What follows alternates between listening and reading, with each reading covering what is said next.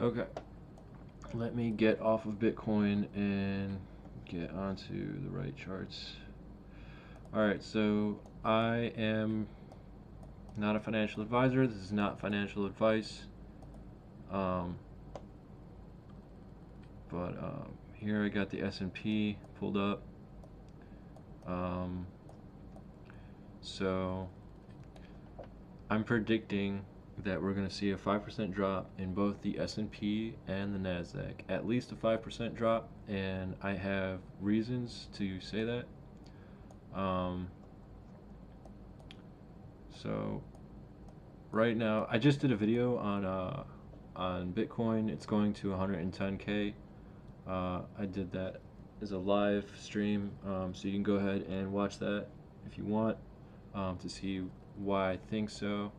Again, not financial advice, not a financial advisor. I'm just showing you um, uh, how I'm trading, and this is for educational and entertainment purposes only. But yeah, the S&P, it's right now. Okay, so if I go back to the daily, right,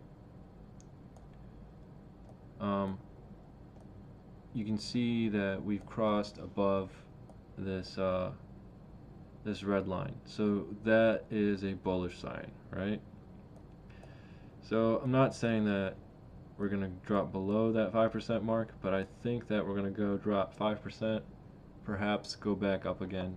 And then if I go to the Nasdaq, you'll see something similar. So we crossed above this red line here. But if you see here, we're kind of, these two wicks right here, see how they're kind of like at the same level, and these candles are just really small. And go back to the S&P here, you'll see it's just, you got this wick here and it comes down, and that's the daily chart, right? So the daily candles are kind of they're just a little, they have a little more volume, they're just a little bit bigger. So if I go to the 1 hour chart, that same blue line that you saw on the daily chart is right here, except you can see it as a step line on the hourly because we're zoomed in. So that's why it became a step line. But we are potentially approaching that line as it's rising up. And the same thing goes for the Nasdaq. If I go to the Nasdaq here, you'll see we're actually below that line on the Nasdaq. And these lines, like this orange line, you can see whenever we cross above or below the thresholds of these lines, that price inverts, right? With the exception of these EMAs. And this step line here, you can control that and have it be, static and not change no matter what chart size you select. And you can load this indicator on your chart if you want. If you want to see the same thing on your chart that I'm showing you, so you don't have to wait for any of my videos to come out. You can load this same indicator on your chart and pull up these assets on your chart as well. Feel free to go ahead and do that. Just like, comment, and subscribe to any one of my lives or my videos, and let me know what your TradingView username is, and I will give you access to this indicator for the first 1,000 people. After that, I'm going to charge for it. But anyways, we've just closed below this line here. So I mean, we might see a situation where we quickly reverse and go back up, but I don't think that's going to be the case because of how steep this rise was here. And that's not always a sign that it's like here, for example, it went down and it looked like it was going to keep going down, but it just went down to this EMA and used this EMA as support before it went back up. And the same thing could happen again, right? We don't know. But the thing is that we have to watch, wait, and see.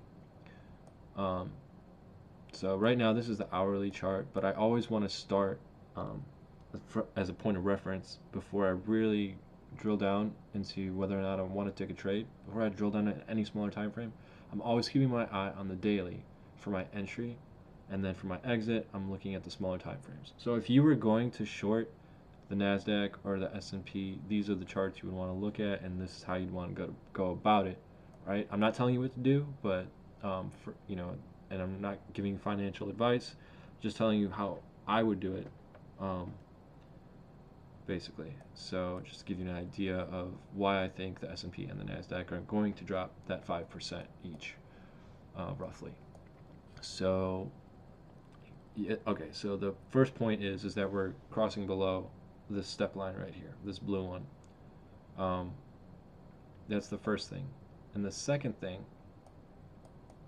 and why I think that we're going to drop, is because if I take this measuring tool here, if I go down roughly 5%, you can see this lines up with, let me pull it up, see if I can find it. There it is. All right.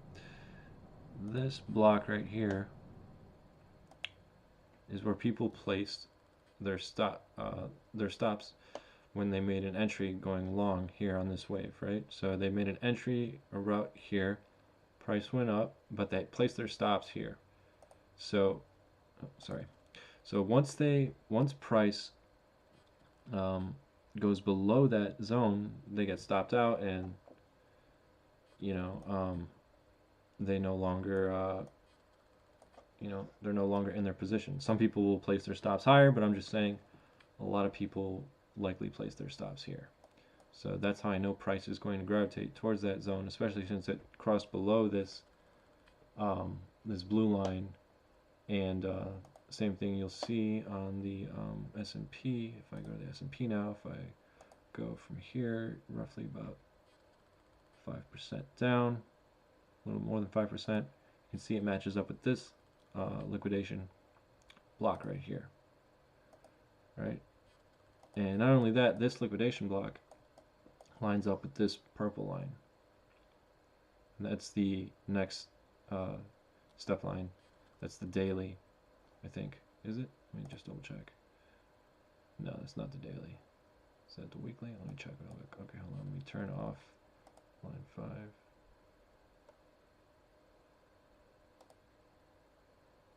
Oh, okay. Yeah. So one of the lines is affecting the other. I think it's line 4 is affecting 5. Or I can't remember exactly. Okay, yeah. So that's line 6. Line 5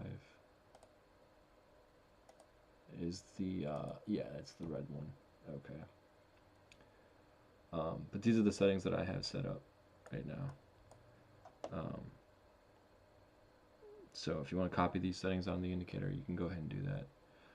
But these are the settings that I have set up, and you don't have to use this indicator, but it is helpful for beginners, definitely, to see where price is going to cross above or below the line to see the threshold. But in either case, if we're above or below any of these step lines, that indicates that we're bullish or bearish for that time frame, right? So you can essentially see multiple time frames on a singular chart relative to price, because if I go to the daily, you'll see that the lines don't change in their positioning. The step lines stay at the exact same positions. But so anyways, this liquidation zone right here, I think that price is going to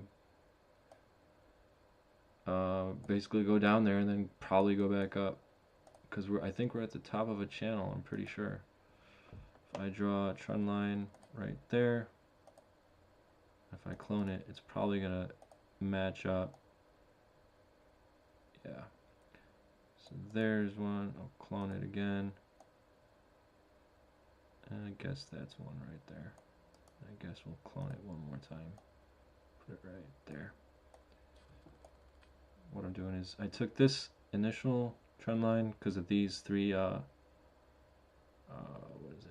these three lower points, and then I matched it up after I cloned it with these points right here, and then roughly the it lines up with the slope of this little trend here. It does cross into these, but you can see that it lines up as well with these wicks, and then this wick. I guess it kind of lines up with that. And then obviously I cloned it once more and drag that one to the top. But so yeah, we're at the top of this channel right here. So we're probably gonna go back towards the bottom. We're not necessarily gonna hit that 5% mark necessarily. I don't think actually, but the S&P is definitely going to go to the bottom of this channel before we should consider it potentially reversing. And then let's go to the Nasdaq. Yeah, same thing. Same thing's going on here. So we're looking at the hourly chart, but short term, over the next, I don't know, until May 20, yeah, end of May, probably towards the end of May, we're gonna be looking for a potential reversal, and if we keep going down, then it's that's not good. But beyond that, we're probably gonna keep going up. The S&P and the Nasdaq, they're probably gonna keep going up after the 5% drop, roughly 5% drop. That is probably gonna happen. But again, that's not set in stone necessarily. So here you can see I've it's probably going to keep going up also because of sorry, not trying to be so scatterbrained, but this red line here, we're crossing above it right now, or we've just crossed above it. Let me zoom in. And we're probably going to sweep this liquidation, because overall on a macro level we're going to the upside, although we should be watchful of this purple line rising up so quickly. That is a little alarming to me. If we don't go past this liquidation zone on the daily at the top right here, where's that? And I'm looking at the futures because I think the futures are a leading indicator compared to the actual index. So I think more monies in the futures, more volume. But if we don't go above this level, what is it, $22,416, then yeah, if that's gonna be the next point of support and resistance on the Nasdaq, and the same thing with the S&P. They are going up, but before they go up, they're gonna go down. So I'm bearish on the Nasdaq and the S&P, but I'm also bullish, if that makes sense.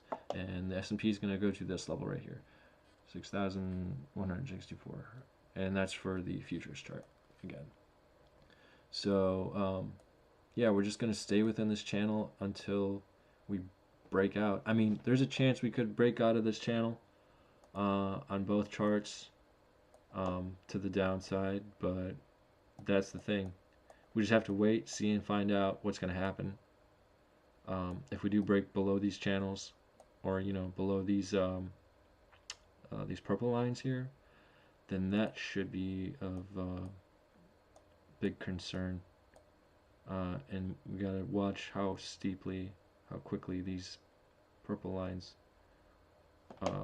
rise up. And again, these are the settings I'm using. You can add this chart to your or add this indicator to your chart for free for the first 1,000 people that like, comment, and subscribe to any one of my lives or my other videos. So just let me know your TradingView username, and you'll get access to that. Other than that, I'll talk to you guys later.